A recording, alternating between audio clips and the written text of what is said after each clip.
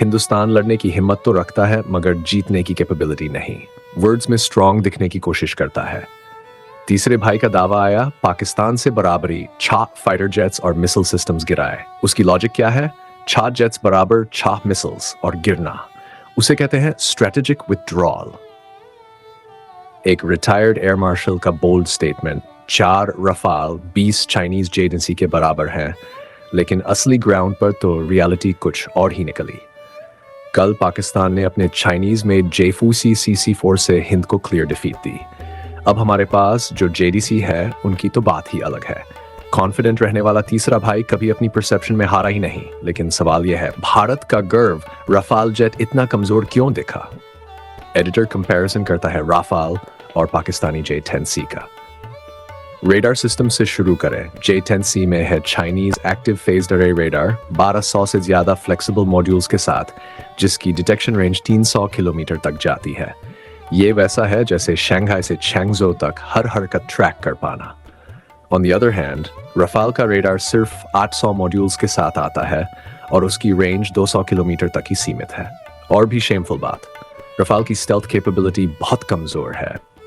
Radar पर instantly detect हो जाता है, जबकि J-10C उसे 200 किलोमीटर दूर से लॉक कर सकता है।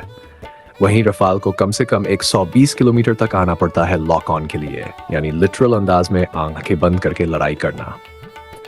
अब बात करते हैं थंडरबोल्ट 15 मिसाइल की, जो हवा से भी तेज उड़ता है और मॉडर्न एयर कॉम्बैट में स्पीड और प्रिसिशन ही सब कुछ है। 7 मई की एयर बैटल में थंडरबोल्ट 15 ने 87% हिट रेट के साथ रफाल को सीधा निशाना बनाया। दूसरी तरफ रफाल का मीटियर मिसाइल, जिसकी रेंज 120 किलोमीटर है, एक्चुअल कॉम्बैट में बहकता हुआ निकला, लेस देन 50% हिट रेट के साथ। इंपॉर्टेंट बात यह रही कि J-10C को पीछे से सपोर्ट कर रहे थे 3 अर्ली वार्निंग एयरक्राफ्ट्स, जो 400 किलोमीटर दूर से बैटलफील्ड मॉनिटर कर सकते थे। पूरा सिस्टम एक रेसिंग पिट क्रू की तरह सिंक्रोनाइज था। हिंदुस्तान का राफेल सिस्टम, जिसमें अवैक्स और डेटा लिंक्स 8 अलग अलग देशों से आए हैं, पूरी तरह मिसमैच्ड है। क्लोज कोऑर्डिनेशन प्रैक्टिकली इम्पॉसिबल है। क्लासिक एग्जाम्पल, पाकिस्तान का अवैक्स जब राफेल की लोकेशन ट्रैक करता है तो वह J-10C को पीछे से हमला करने का आदेश दे सकता है। वहीं इंडियन अवैक्स सही कोऑर्डिनेट भी नहीं भेज पाता और राफेल इनकमिंग मिसाइल की डायरेक्शन भी डिटेक्ट नहीं कर पाता।